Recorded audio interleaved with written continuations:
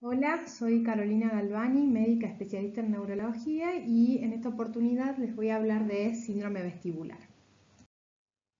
Los contenidos que vamos a desarrollar en esta clase van a ser definiciones, un repaso anatomofisiológico del sistema vestibular, síntomas vestibulares, específicamente nos vamos a centrar en el vértigo.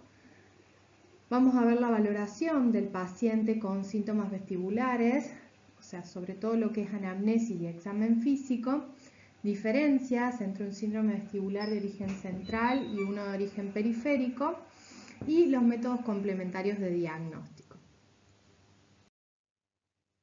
En el ser humano, el sistema vestibular es la parte más antigua del oído interno desde el punto de vista filogenético y posee tres grandes funciones.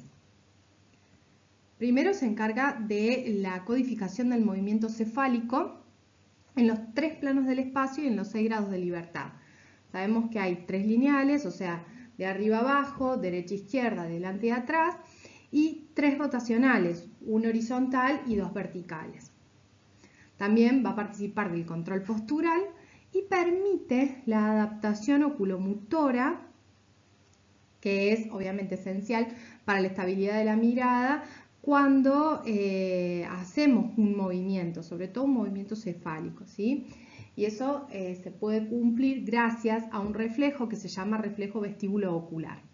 ¿Sí? Estas funciones son las tres, ¿sí?, que se basan en la capacidad del sistema vestibular para percibir las fuerzas gravitatorias y fuerzas de aceleración. Bien, entonces, ¿cómo cumple el sistema vestibular estas funciones que expliqué anteriormente? A través de los reflejos vestíbulo-oculares que permiten mantener una visión clara al estabilizar la dirección de la mirada durante las actividades que ocasionan movimientos de la cabeza. También lo hace mediante los reflejos vestíbulo-espinales que contribuyen a estabilizar la cabeza, o sea, la posición cefálica y mantener la postura erecta. Y por otro lado, vamos a tener los laberintos. Cada laberinto se va a componer de tres canales semicirculares. Son estos, los canales semicirculares perciben aceleración angular de la cabeza y después vamos a tener órganos otolíticos que son los que perciben la aceleración lineal de la cabeza.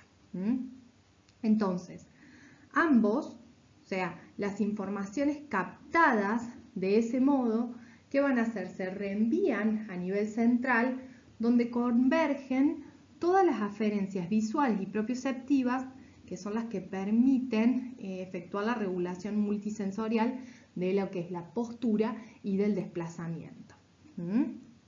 Y por último, lo hice muy mal.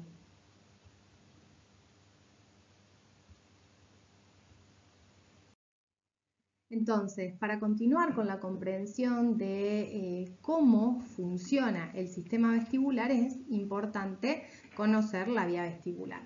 La vía vestibular se inicia a nivel de los órganos periféricos que están ubicados en el laberinto posterior, en el oído interno, que son los canales semicirculares de los que hablamos recién, y el utrículo y el sáculo. Desde aquí, desde estos órganos periféricos, toda la información vestibular viaja por el nervio vestibular hacia los núcleos vestibulares y desde los núcleos vestibulares llega a las estructuras del tronco. Generalmente lo hace a través del fascículo longitudinal medial, pero ustedes pueden leer que se han descrito otras estructuras como el tracto ascendente de Deiters, el tracto tegmental ventral cruzado, etc. Y entonces, desde estas estructuras del tronco sigue la información hacia el tálamo, fundamentalmente hacia el complejo ventral posterior del tálamo.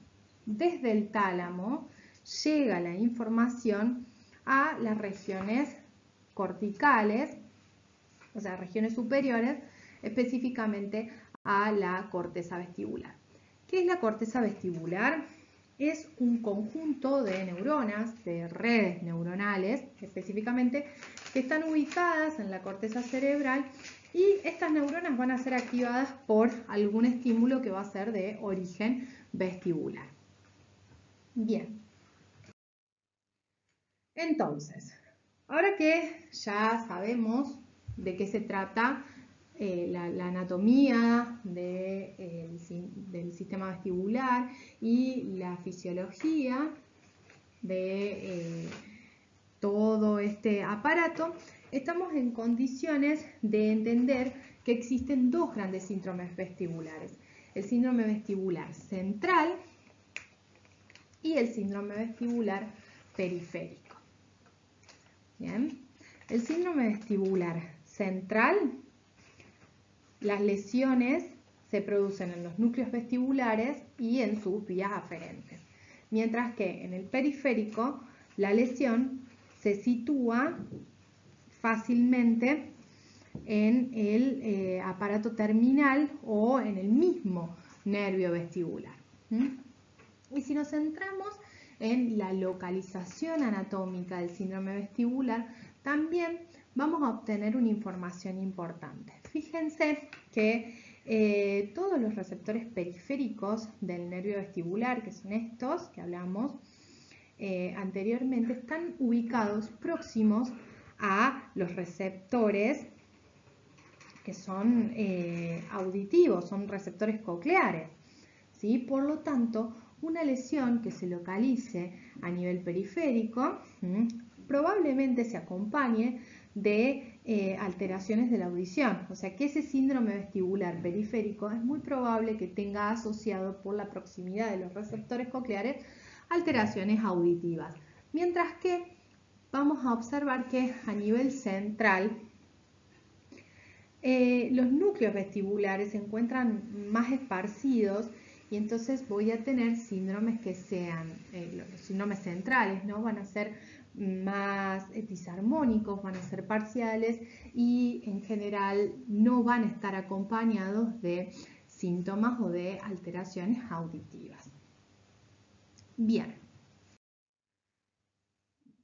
Comenzamos por describir los síntomas principales de estos síndromes vestibulares. Entonces, recién hablamos del síndrome vestibular central y el síndrome vestibular periférico, y su síntoma común, el cual reconoce múltiples etiologías, es el vértigo. El vértigo deriva de la raíz latina vertere, que significa girar.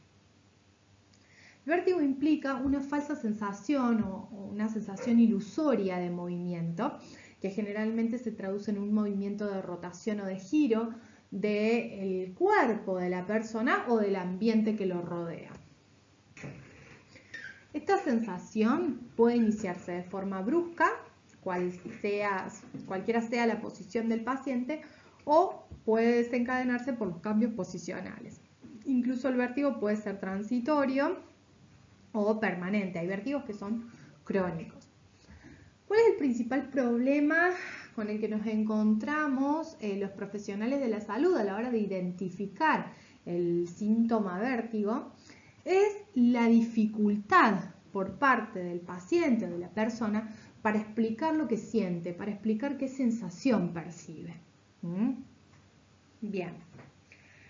Es importante también destacar que el vértigo puede ser se puede originar por una lesión a nivel del sistema vestibular propiamente dicho, ya sea central o periférico, como explicamos recién, pero también hay partes del sistema extravestibular o hay alteraciones, por ejemplo, de los sistemas que intervienen en la orientación espacial y en el mantenimiento del equilibrio, como por ejemplo sistemas visuales o la información visual, que puede originar vértigos, como es el caso del vértigo de las alturas, el uso de lentes que tienen una graduación diferente, la cinetosis también. Son vértigos que tienen origen en otros aparatos que son extravestibulares. Son síntomas vertiginosos. Bien, aclarado esto y teniendo en cuenta que el vértigo es el síntoma principal de estos síndromes o del síndrome vestibular, vamos a tener que hacer un correcto interrogatorio, y también es importante identificar qué otros síntomas están involucrados en el síndrome vestibular. Bien, los otros síntomas de compromiso vestibular van a ser las náuseas y los vómitos, la intolerancia al movimiento, la marcha inestable, la ataxia. La ataxia es la disminución de la capacidad de coordinar el movimiento. Más adelante vamos a ver un video con síndromes atáxicos. Y el nistagmo. El nistagmo son movimientos involuntarios y repetitivos de los ojos.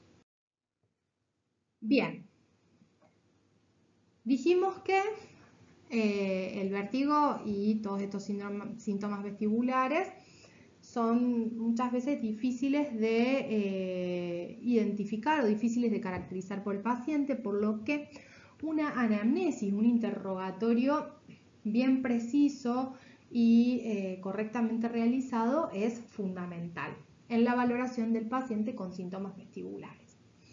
Lo primero que nos tenemos que preguntar es si representan estos síntomas que el paciente nos dice una anomalía en el sistema vestibular o existe alguna otra causa médica general. Por ejemplo, pueden existir alteraciones en los niveles de glucemia, pueden existir problemas cardíacos que sean causa de síntomas similares, no específicamente el vértigo como sensación ilusoria de movimiento, sino de mareos como sensaciones de inestabilidad, por ejemplo, que pueden deberse a otras causas de origen médico. Es importante preguntarnos cómo es el comienzo y cuánto duran los síntomas. No es lo mismo un comienzo brusco que un comienzo insidioso, no es lo mismo si los síntomas duran segundos, si duran horas, días o meses, si son episodios únicos o son episodios recurrentes. Nos va a orientar mucho a las etiologías del vértigo.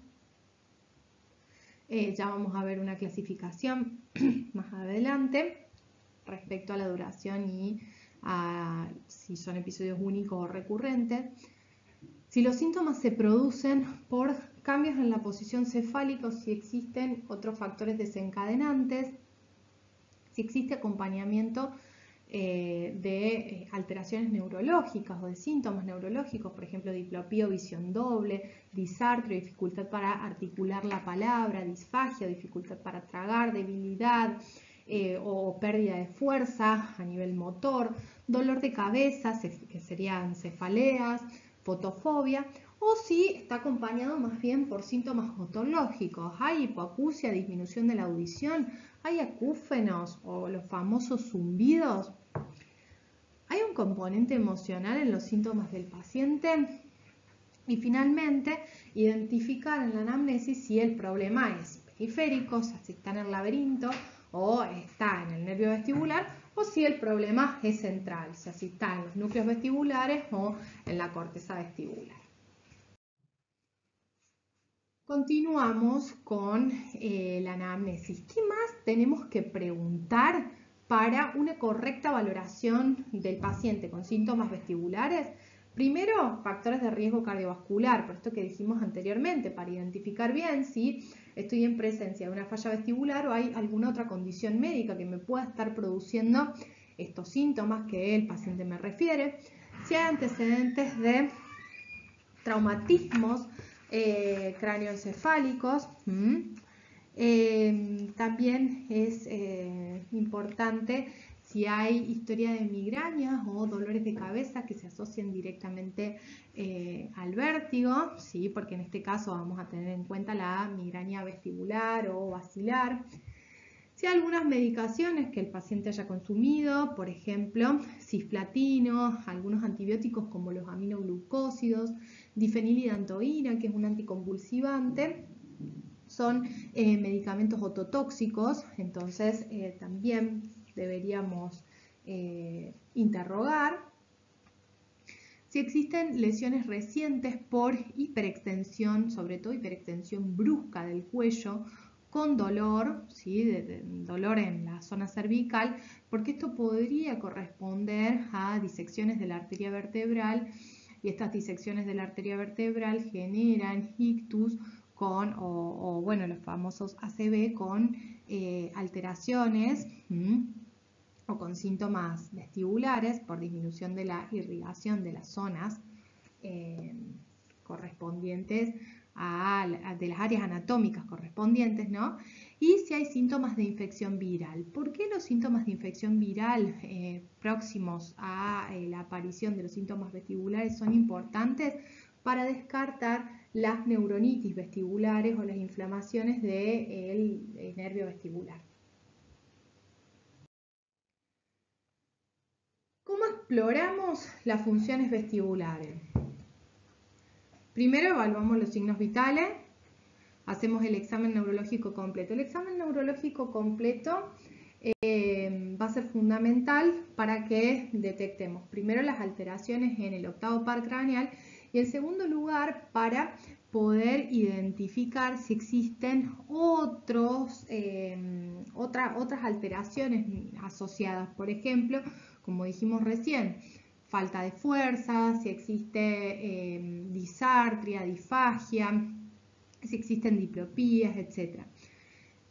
Por otro lado, también se puede hacer la otoscopía, el test de Romberg, el test de desviación de los índices de Varany, el test de la marcha simulada y el examen oculocefálico que comprende el HINS.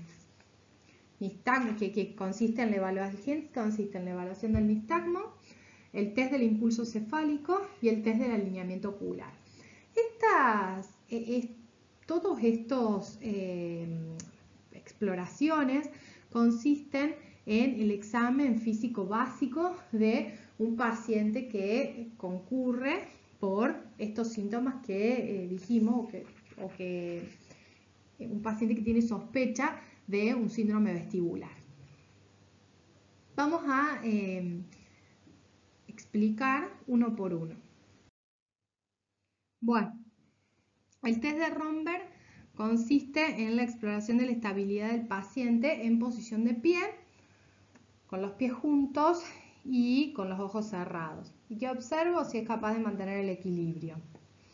Es un test estático y en caso de crisis vertiginosas agudas, el paciente generalmente no puede mantener la bipedestación aunque esté con los ojos abiertos y aunque tenga o amplíe su base de sustentación. Si necesito sensibilizar el test, se hace el Romberg sensibilizado. Miramos esta imagen en donde se coloca el paciente con un pie delante de otro en línea recta. ¿Para qué? Para minimizar sobre todo la posibilidad de estabilizarse al paciente. O sea, se reducen los límites de la estabilidad. ¿Qué investigo en el test de Romberg? Si el paciente se cae o no se cae. En caso de caída tengo que ver hacia qué lado. Si existe caída hacia alguno de los dos lados, repito la prueba girando la cabeza del paciente hacia un lado o el otro. Y también detecto cuánto tiempo tarda en caer el paciente una vez que cierra los ojos. Eso se llama tiempo de latencia. Si no hay caída, veo si el paciente se mantiene estable o si se encuentra oscilando continuamente para evitar la caída. Bien, en caso de patología vestibular periférica, la dirección de la caída debe cambiar dependiendo la posición de la cabeza. Con respecto al test de Varany, estudia las desviaciones segmentarias de los miembros superiores en extensión. Como vemos en esta imagen, el paciente tiene que estar sentado a la altura del explorador y se le solicita que extienda los brazos y los dedos índice y que se mantenga en esa posición, por supuesto, con los ojos cerrados. ¿Qué va a hacer el explorador? Se coloca delante del paciente a la altura del mismo, también con sus dedos índices en extensión próximos a los índices del paciente.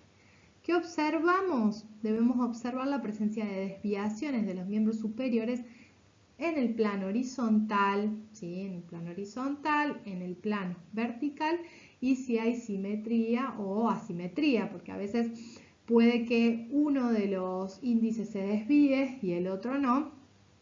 Entonces, todas estas cuestiones las tenemos que mirar. Un cuadro vestibular periférico unilateral que no esté compensado tiene que producir una desviación bilateral simétrica en el plano horizontal y hacia el lado lesionado.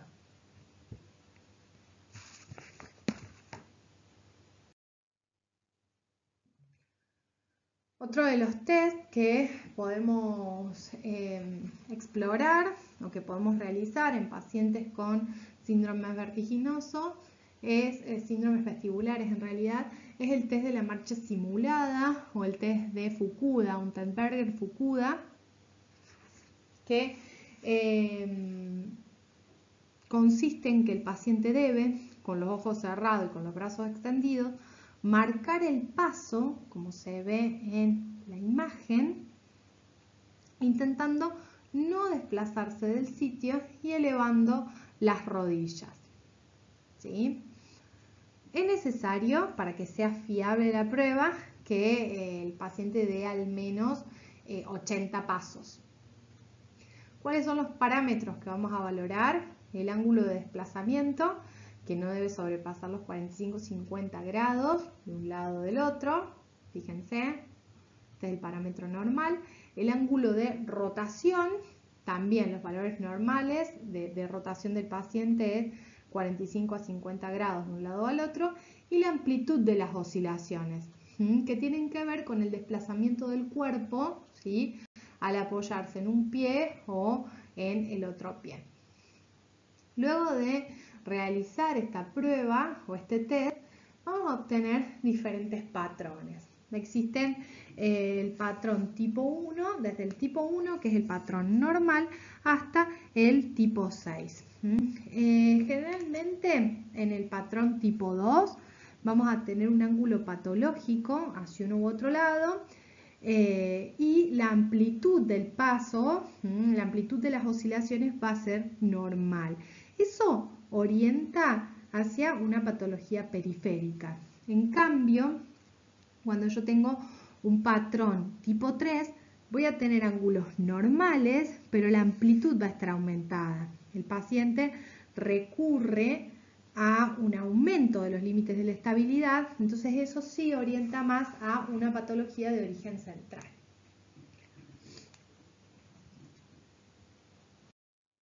Bueno, y pasamos finalmente a la exploración oculomotora. El objetivo de la función vestíbulo-ocular es mantener una visión nítida durante los movimientos de la cabeza. Y una de las principales cuestiones a explorar en relación a la función oculomotora es el nistagmo. El nistagmo es una oscilación rítmica, un movimiento rítmico involuntario de los ojos. Nos indica que existe una asimetría en el tono laberíntico. El nistagmo puede ser nistagmo o nistagmus. Puede ser horizontal, que es el más frecuente, como se ve en la primera imagen. Nistagmo horizontal. Puede ser vertical, como se ve en esta segunda imagen. Aquí es nistagmo vertical.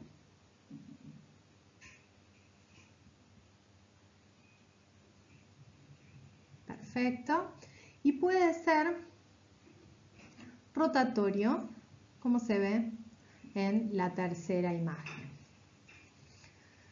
El nistagmo en general suele darse en ambos ojos y hay distintos tipos de nistagmo más allá de las características direccionales, que puede ser fisiológico y patológico. El patológico, dependiendo de la edad en que comience, puede ser congénito o adquirido. Vamos a ver un poco más sobre el nistagmo.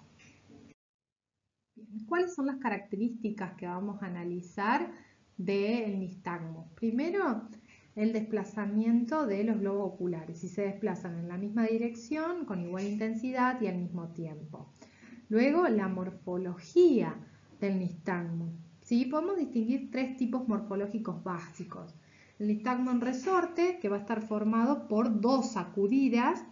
Una primera sacudida es lenta y va a estar seguida de una sacudida rápida de retorno.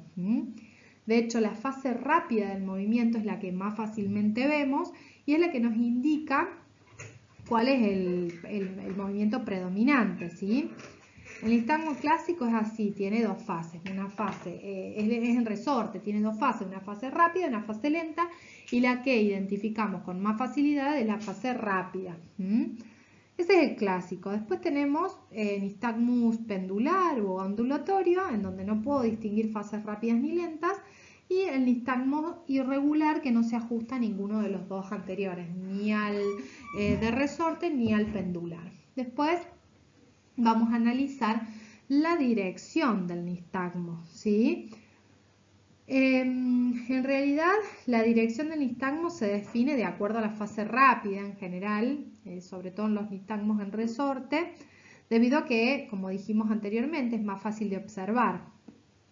Entonces, en la dirección del nistagmo podemos tener movimientos horizontales, verticales y anteroposteriores o rotatorios, a derecha e izquierda. Entonces voy a tener, de acuerdo a la dirección, ¿sí?, nistagmos horizontales, verticales y rotatorios. Bien, después vamos a analizar el ritmo, la amplitud y la intensidad del nistagmo. Los nistagmos de origen periférico generalmente suelen tener un ritmo constante y una amplitud similar en cada batida. Y luego las variaciones del nistagmo en las 5 posiciones de la mirada, o sea, al frente, a la izquierda, a la derecha, arriba, abajo, ¿sí? Ese nistagmo tenemos que ver si cambia cuando cambia la posición de la mirada, ¿sí?, o si se mantiene exactamente igual. Es muy característico de las alteraciones centrales o de los síndromes vestibulares centrales que el nistagmo varíe con las variaciones en la posición de la mirada. Y acá es importante también ver si cumple con la famosa ley de Alexander, la cual refiere que el nistagmo se acelera y se intensifica si el ojo se desplaza en la dirección de la fase rápida.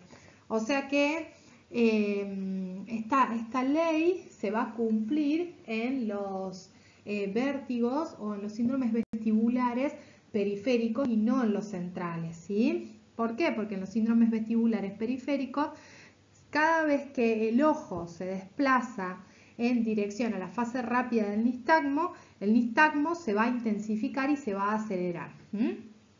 Esa es la ley de Alexander. Bien, y después, bueno, podemos tener diferentes grados de acuerdo a la intensidad del nistagmo también.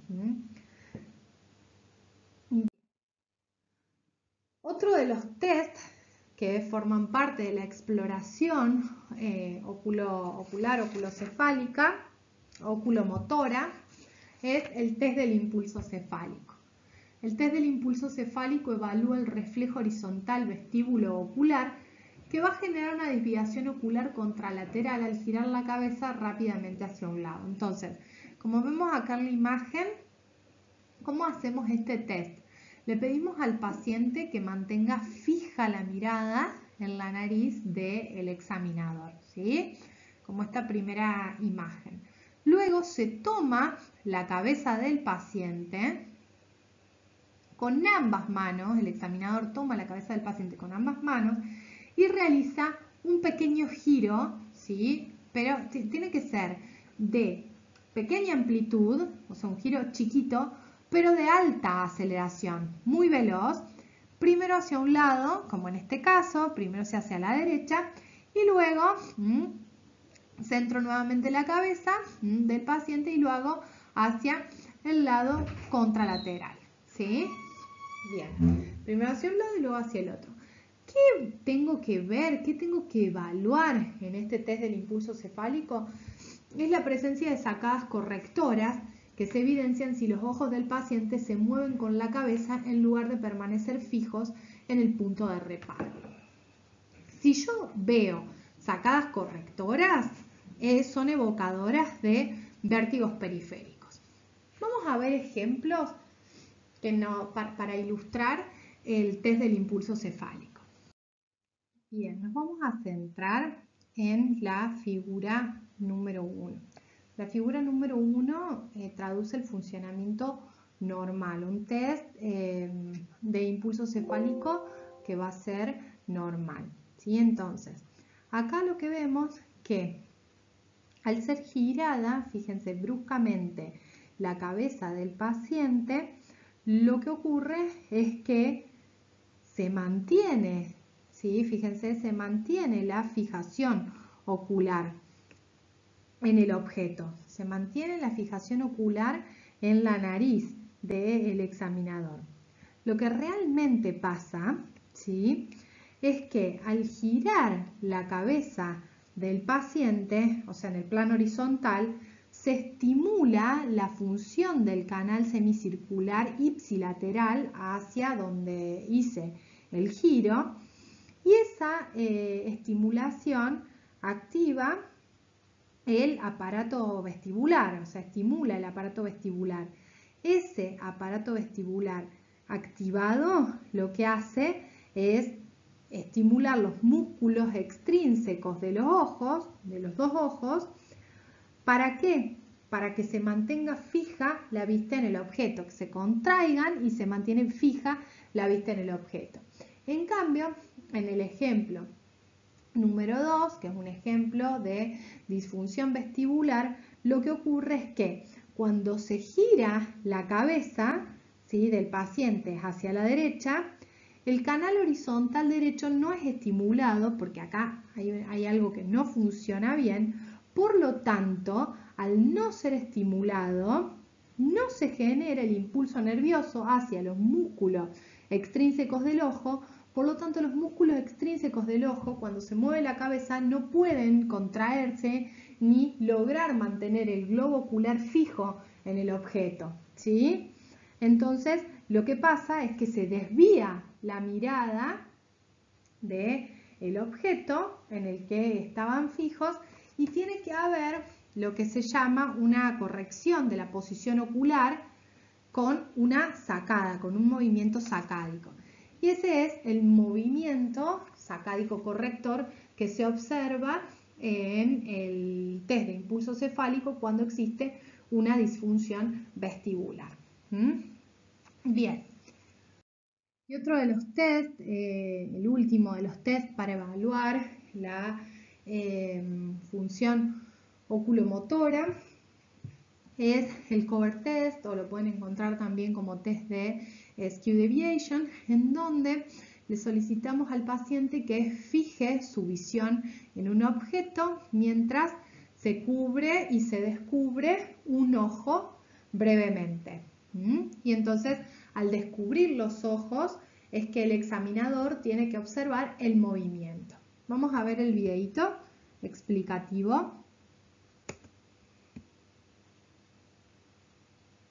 Como se ve en esta imagen, se cubre y se descubre uno y otro ojo brevemente, y lo que se observa es el movimiento ocular. En este caso es un test anormal, ¿sí? Y es anormal cuando existe, como se ve en la imagen, un estrabismo vertical, o sea, un desalineamiento vertical. Fíjense que un ojo está más arriba que el otro, o sea que hay un estrabismo vertical y se evidencia entonces una sacada correctora cuando yo descubro el ojo previamente ocluido.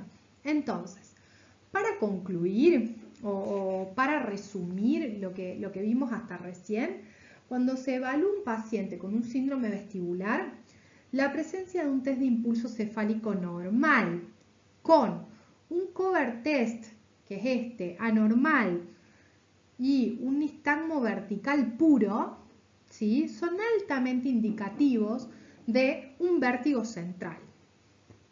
Bien, eso como para que nos quede un resumen de los 3 temas importantes de la exploración oculomotora, del famoso HINTS. Es importante adicionar también en el examen físico una maniobra que es la maniobra de Dix-Hallpike. La maniobra de Dix-Hallpike evalúa específicamente la integridad de los canales semicirculares posteriores en general, ¿sí? Y se realiza con el paciente sentado sobre la camilla, tal y como se ve en esta imagen, no con las rodillas colgando, sino sobre la camilla en longitudinal. Se gira la cabeza del paciente, el examinador gira la cabeza del paciente hacia un lado a 45 grados y luego se lo acuesta, se lo tumba rápidamente al paciente hacia atrás, de manera que su cabeza, como se ve aquí en la segunda imagen, quede colgando por encima del borde craneal de la cama, ¿sí? Como se ve en esta imagen. Siempre manteniendo, el examinador tiene que ayudar a mantener la posición de rotación inicial. ¿Durante cuánto tiempo? Durante unos 40 segundos aproximadamente. Si esta maniobra de Dix-Hallpike es positiva, el paciente va a repetir o refiere sensación de vértigo, repite sus síntomas y podemos observar el nistagmo que se va a desaparecer después de 5 a 30 segundos, ¿sí? Es importante evaluar, como dijimos anteriormente, la dirección y el sentido del nistagmo, ya que eso va a indicar el conducto semicircular que está afectado, ¿sí? Una vez que se realiza esta prueba de un lado, esperamos unos minutos y se repite la prueba del lado contrario. Esta prueba es muy útil para el diagnóstico de vértigo posicional paroxístico benigno y bueno, este tipo de vértigo se confirma con la aparición del nistagmo. Bien, ahora que explicamos los síntomas de los síndromes vestibulares y las principales exploraciones físicas a realizar, estamos en condiciones de diferenciar los vértigos o los síndromes vestibulares de origen periférico versus el síndrome vestibular de origen central. Entonces, ¿qué características vamos a tener en cuenta? Bueno, la forma de aparición. Generalmente el vértigo periférico tiene una forma de aparición brusca, súbita. El vértigo central puede que aparezca de manera insidiosa o puede que aparezca de manera aguda. Si aparece de manera aguda, tengo que pensar en un ACV o en brotes correspondientes a, por ejemplo, enfermedades desmielinizantes como una esclerosis múltiple. También debería evaluar la duración. El vértigo periférico en general tienen episodios, cursa con episodios de duración corta. En cambio, en el vértigo central puede durar días el episodio e incluso a veces es mantenido, se mantiene en el tiempo. La intensidad en el vértigo periférico es muy intenso, es muy florido el cuadro, mientras que el vértigo central puede ser florido, pero la mayoría de las veces son cuadros más leves. En el vértigo periférico los síntomas vegetativos son muy intensos y muy frecuentes. El paciente viene con la sensación de giro, náuseas y vómitos muy importantes, mientras que en el vértigo central no siempre se dan estos síntomas vegetativos, ¿sí? Se pueden dar de manera tardía y a veces son poco frecuentes. Síntomas otológicos como la hipoacusia, los acúfenos son muy frecuentes en el vértigo periférico, mientras que rara vez aparecen en el vértigo central. Los síntomas neurológicos, por el contrario, no se presentan en el vértigo periférico, pero sí están presentes en muchos casos de vértigo central. Por ejemplo, podemos encontrar déficit motor, o sea, falta de fuerza, problemas sensitivos o alteraciones de pares craneales.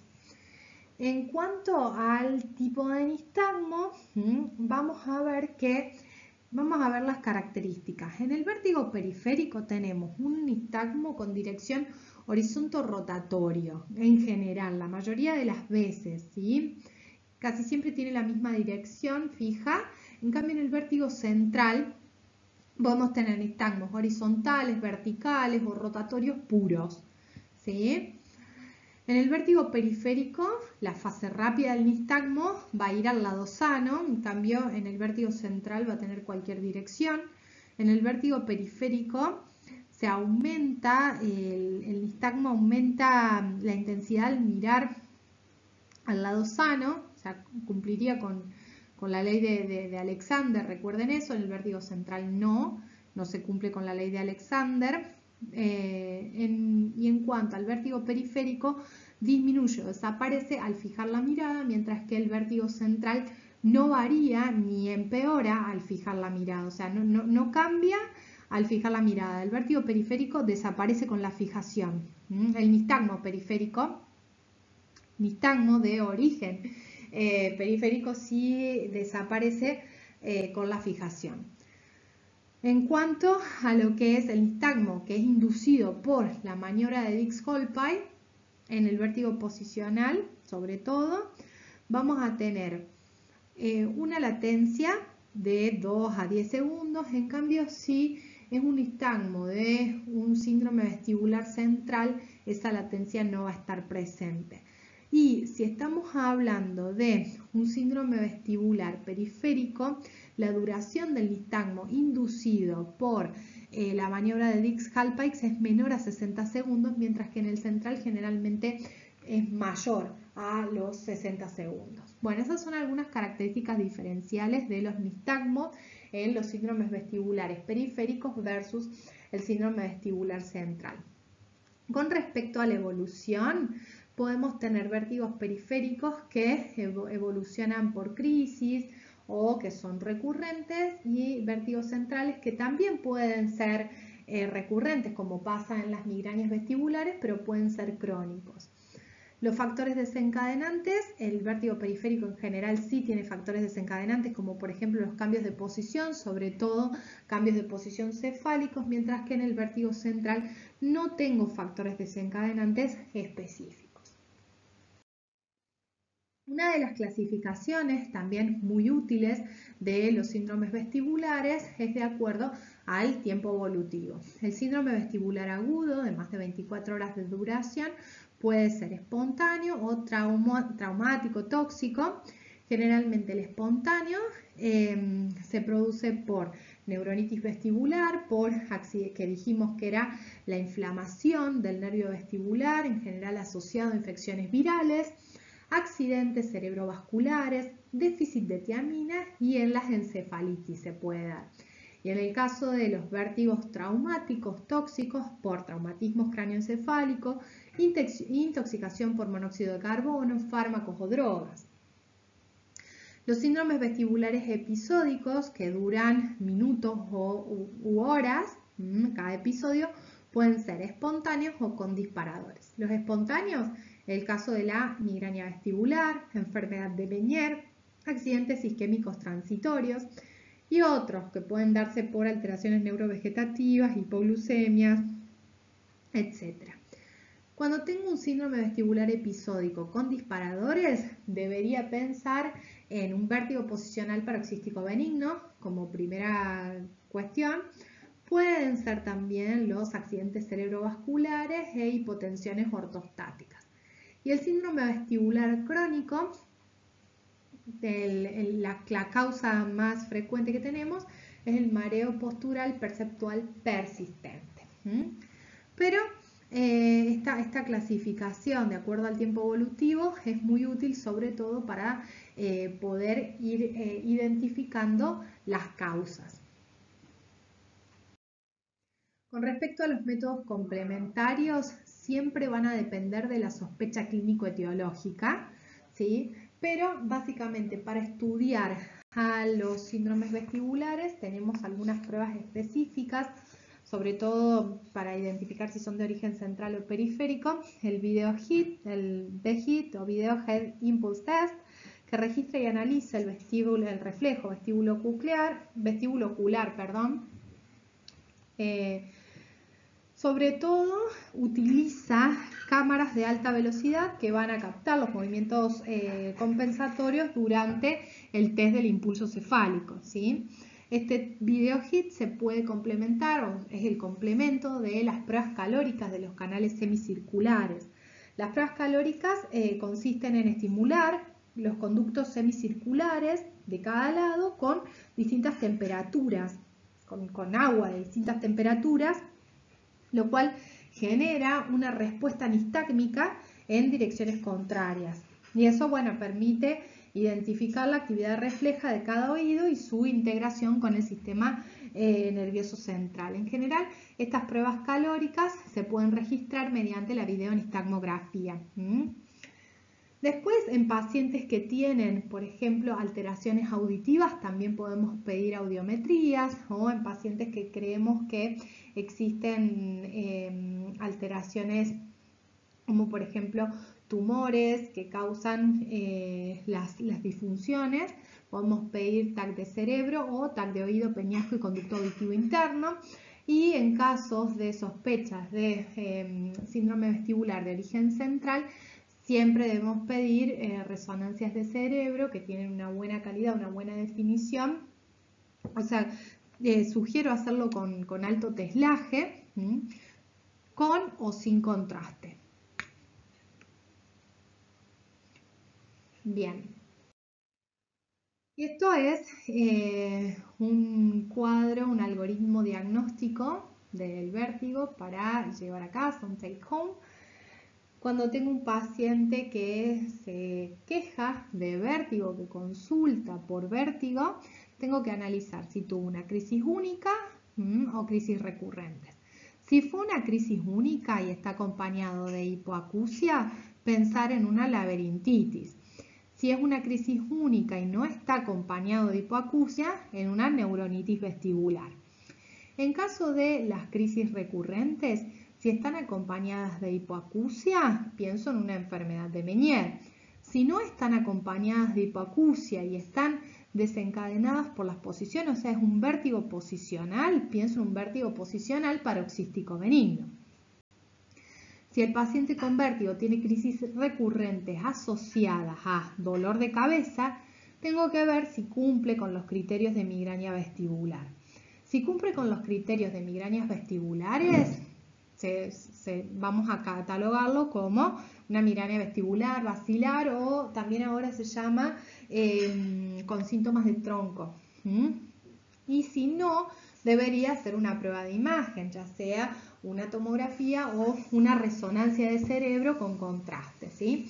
Incluso también si son crisis recurrentes o si es una crisis permanente que está acompañada por síntomas neurológicos, sí o sí, prueba de imagen de cerebro, ¿sí? Del encéfalo, de todo el sistema nervioso en ese punto, ¿sí?